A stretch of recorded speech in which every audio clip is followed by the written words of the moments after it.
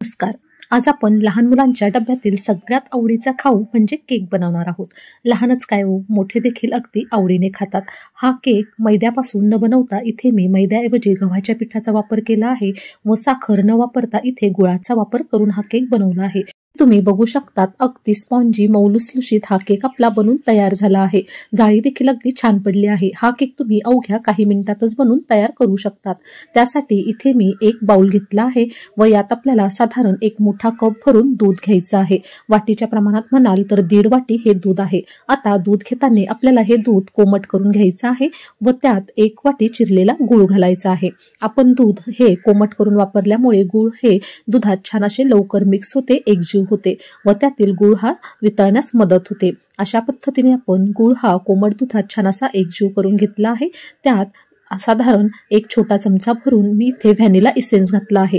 आता तुम्ही vanilla essence किंवा कुठल्याही प्रकारचं इसेन्स न घालता वेलची पूड देखील घालू शकतात. त्याचा देखील स्वाद केकमध्ये अगदी छान लागतो. आता इथे आपलं हे दूध तयार झालं आहे. त्यानंतर एक आपण दुसरा बाउल घेणार आहोत व त्यात आपल्याला इथे गव्हाच्या पिठाचा वापर करायचा आहे. आता गव्हाचं पीठ हे घेताना चाळून घ्या, म्हणजे केक हा छान आपला हलका फुलका तयार होतो. आता या ठिकाणी साधारण 2 वाट्या आपल्याला इथे पीठ लागणार आहे. त्यापैकी थोडं थोडं पीठ घेऊन आपण हे छान असं चाळून घेणार आहोत. आता तुम्ही सेम रेसिपी करताना गव्हाच्या पिठाऐवजी मैदा देखील वापरू शकतात, परंतु आपल्याला लहान मुलांसाठी अतिशय पौष्टिक असा केक बनवायचा आहे. त्यामुळे आपण मैद्याऐवजी गव्हाचं पीठ व साखरेऐवजी गुळाचा वापर करून छान असा हा पौष्टिक केक बनवण्याचा प्रयत्न करत आहोत. आता इथे आपलं 2 वाटी पीठ हे छान असं चाळून तयार झालं आहे. त्यानंतर आपल्याला इथे बेकिंग पावडर व बेकिंग सोडा देखील लागणार आहे. त्यासाठी इथे मी 1 चमचा बेकिंग पावडर घेतली आहे व त्यातच आपल्याला अर्धा चमचा बेकिंग सोडा घालून घ्यायचा आहे.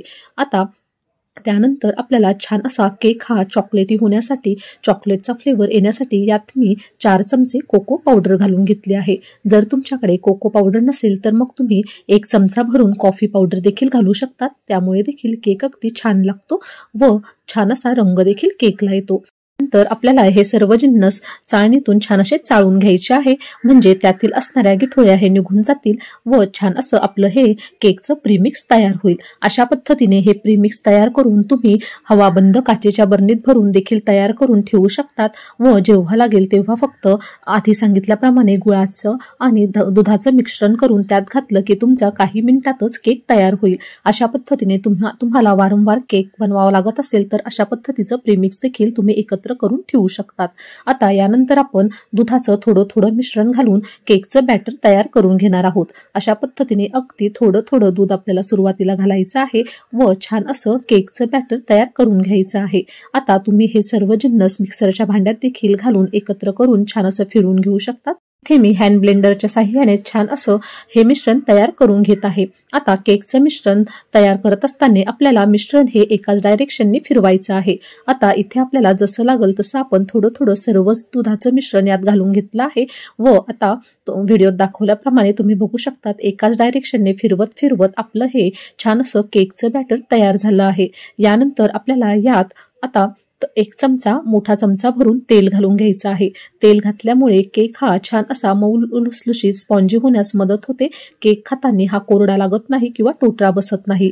त्यामुळे इथे मी 1 चमचा रिफाइंड ऑइलचा वापर केला आहे. तुम्ही याऐवजी साजूक तूप देखील 1 चमचा घालू शकतात. आता या ठिकाणी तुम्ही बघू शकता छान अशी कन्सिस्टन्सी आपल्या केकच्या बॅटरला आली आहे. रिबन कन्सिस्टन्सीचं आपलं हे बॅटर बनून तयार झालं आहे. यानंतर आता इथे मी एका बाजूला गॅसवर आप्पे पात्र ठेवलं होतं. आता तुमचं आप्पे पात्र हे खूप पातळ असेल, जाडबुडाचं नसेल तर मग तुम्ही आधी खाली तवा ठेवा व त्यावर आप्पे पात्र ठेवा. आता माझं आप्पे पात्र हे छान असं जाडसर बुडाचं आहे, त्यामुळे मी डायरेक्टच मध्यम आचेवर हे भांडं ठेवलं आहे व त्यात आपल्याला अशा पद्धतीने तुम्ही बघू शकतात अगदी थोडं थोडं मिश्रण घालून आप्पे पात्रात हे मिश्रण भरून घ्यायचं आहे. अशा पद्धतीने या ठिकाणी आपण आप्पे पात्राचा वापर करून आपल्या मुलांसाठी मस्त असे छोटे छोटे मिनी केक तयार करत आहोत.